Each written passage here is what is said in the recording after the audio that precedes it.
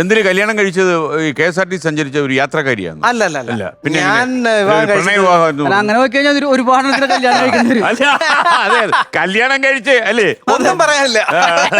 അല്ല ഞാൻ ഊപ്പാട് വന്നു. അതാണ് ഒന്നും പറയാനില്ല. ഒന്നും പറയാനില്ല. അല്ല ഞാൻ വിവാഹം കഴിച്ചിരിക്കുന്നത് ഒരു നഴ്സിനെയാണ്. ആശുപത്രി പോയി കിടന്നായിരുന്നു? ഇല്ല, ഞാനൊരു സിനിമയുടെ ഷൂട്ടിങ്ങിന് പോയതാ. വൈറസ് എന്ന് പറയുന്ന സിനിമയുടെ ഷൂട്ട് കോഴിക്കോട് ബേബി മെമ്മോറിയൽ ഹോസ്പിറ്റലിൽ. വൈറസ്? അതെ, വൈറസ്. ആഷിഖ് ബുസാറിന്റെ. അപ്പൊ എനിക്ക് ആ ഹോസ്പിറ്റലിൽ ഒരു 4-5 ദിവസം ഷൂട്ടിംഗ് ഉണ്ടായിരുന്നു. അപ്പൊ അവിടെയായിരുന്നു എന്റെ വൈഫ് ജോലി ചെയ്തോണ്ടിരുന്നത്. അങ്ങനെ 4 ദിവസമൊക്കെ അവിടെ 4 ദിവസം മതിയല്ലോ എന്നെ സംബന്ധിച്ച്. ഒരു ദിവസം മതി എനിക്ക്. ഈ ഭാര്യക്ക് വേറെ പ്രശ്നം ഉണ്ടാവും ഇനി. എന്ത് പറ്റി? എവിടെയെങ്കിലും ആശുപത്രി ഷൂട്ടുണ്ടെന്ന് വെച്ചാൽ കൂടെ വരും. നിന്റെ സ്വഭാവം അറിയാലോ. ഈ 4 ദിവസമൊക്കെ മോർ ദാൻ ഇനഫ് അല്ലേ? ഇപ്പൊ എന്തൊക്കെ ആവശ്യപ്പെടുന്നു സ്റ്റേജ് ചെന്ന് കഴിഞ്ഞ ആൾക്കാർ? സ്റ്റേജ് ചെന്ന് കഴിയുമ്പോഴത്തേക്കും ഇപ്പം മൾട്ടി ടാലന്റ് ഉള്ള ആൾക്കാരാണ് ഇപ്പൊ ആവശ്യം. പാട്ട് പാടണം, ഡാൻസ് കളിക്കണം, സ്കിറ്റ് ചെയ്യണം. ബിജുകൂട്ടനൊക്കെ പോയാൽ ശരിയോ? എല്ലാം നടക്കൂല.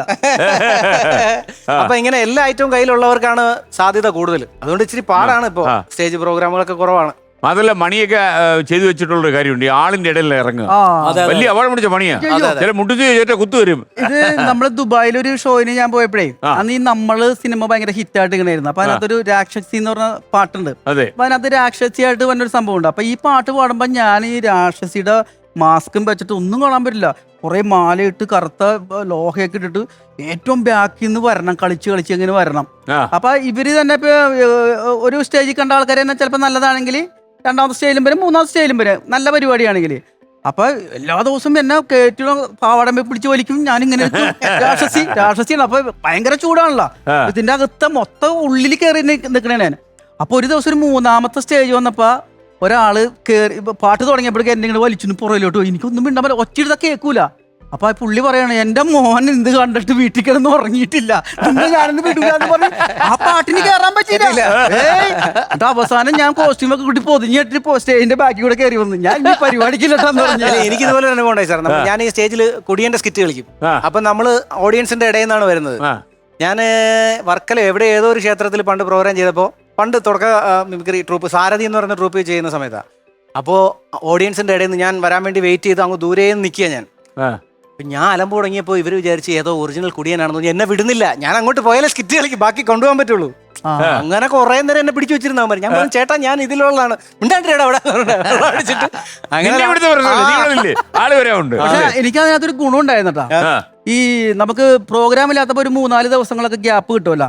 ഈ ഗ്യാപ്പിന് ഒരു ടെക്സ്റ്റൈൽസിൽ എന്നെ വന്ന് വിളിച്ച് ആ രാക്ഷസിനെ കിട്ടും നമുക്ക് 2 ദിവസം ഫ്രണ്ടിൽ നിൽക്കാനാണെന്ന് പറഞ്ഞ്. അപ്പൊ ഞാൻ എന്നോട് മമ്മിക്ക് വന്ന്, ഇടാ മോനെ ചെല്ലു, നീ വെറുതെ നിന്നാ മതി. അപ്പൊ എന്ത് കിട്ടും? അത് കിട്ടുന്നേ. ഞാനൊരു 4 ദിവസം അവിടെ കാലത്ത് തന്നെ ചെല്ലും. കൊച്ചു പിള്ളേരുമ്പോ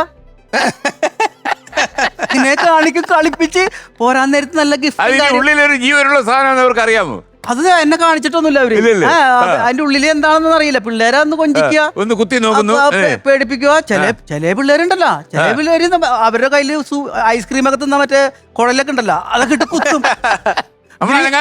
രാക്ഷസിനെ ആദ്യമായിട്ട് കൈ കിട്ടുമ്പോ പിന്നെ ഒന്ന് കൊന്നാക്കാന്ന് പറഞ്ഞ കണ്ണിലൊക്കെ ഇട്ട് കുത്തി ഒരു 5 ദിവസം അവിടെ നിന്ന് നല്ല പേയ്മെന്റ് കിട്ടി. നല്ല ദറം. പിന്നെ നമുക്ക് ഒറ്റ പ്രതീക്ഷ ദറംസ് ആണല്ലോ, ഇന്ത്യൻ റുപ്പി അല്ലല്ലോ. അല്ല, ഒന്നാമത് മറ്റേ ദേഷ്യം കിടക്കണേ എനിക്ക് സ്റ്റേജിൽ നിന്ന് പിടിച്ചിട്ട്. സ്റ്റേജിൽ നമ്മൾ സാധാരണ അവതരിപ്പിക്കുന്ന ഒരു മിമിക്രിയുടെ മിക്കതും എല്ലാം അവതരിപ്പിച്ചിട്ടുള്ളതാണ്. പിന്നെ കുഴപ്പമില്ല. നമ്മുടെ ഗതാഗത വകുപ്പ് മന്ത്രി ഗണേഷ് കുമാർ ഏട്ടന്റെ വോയിസ്, അതൊന്ന് ഞാൻ ഒന്ന് ട്രൈ ചെയ്ത് നോക്കാം. ഗണേശ് ചേട്ടന്റെ പഴയ സിനിമയിലെ വോയിസ് ആണ്, പുതിയ വോയിസ് അല്ല. ഞാൻ ഒന്ന് ട്രൈ ചെയ്യാണ്. ചിലപ്പോ കയ്യിൽ നിന്ന് പോകും. ഞാൻ കേട്ടിട്ടുണ്ട്. സത്യം പറഞ്ഞ നാട്ടിൽ എനിക്ക് കളിയില്ല തോന്നുമ്പോഴാ ബോംബെയിലോട്ട് വണ്ടി കയറിയത്. നാട്ടിൽ അങ്ങനെ സ്വന്തമൊന്നും ബന്ധമൊന്നും പറയാൻ ആരുമില്ല. ആ പടം ഉള്ളതാണെങ്കിൽ ഒരു അമ്മാവനാ, അതാണെങ്കിൽ ഒരു അലന്ന കേസ്. ഉണ്ണിതാൻ ചേട്ടോ അല്ലി പറഞ്ഞപ്പോഴാ കാര്യങ്ങൾ എനിക്ക് മനസ്സിലായത്. ഒരു പാതാള കരണ്ടി ഒപ്പിച്ചു തന്ന സംഗതി ഞാൻ എടുത്തു തരാം. ഒരു 10 തൊട്ടി വെള്ളത്തിൽ ഇപ്പൊ തന്നെ അങ്ങ് കുളിച്ചോ. പാതാള കരണ്ടിയാ മാടമ്പള്ളിയിൽ താക്കോലെടുക്കാൻ എന്തിനാ ദാസപ്പ പാതാള കരണ്ടി? മാടമ്പള്ളിയിൽ താക്കോലാ. അതൊക്കെ കുഴപ്പമില്ല. ഇല്ലെങ്കിൽ KSRTC മിക്കലും പിരിച്ചു വിട്ടേ ഉള്ള ജോലി അതിന് സാധ്യത ഉണ്ടായിരുന്നു. അവിടെ വെച്ച് കൂട്ടാ സെന്തിൽ, നമുക്കിനി മത്സരത്തിലേക്ക് പോയാലോ? ഈ ഓണക്കാലത്ത് അത് മറന്നുപോയി. കാര്യം 1 കോടി രൂപയുടെ മത്സരമാണ്. നിങ്ങൾ 2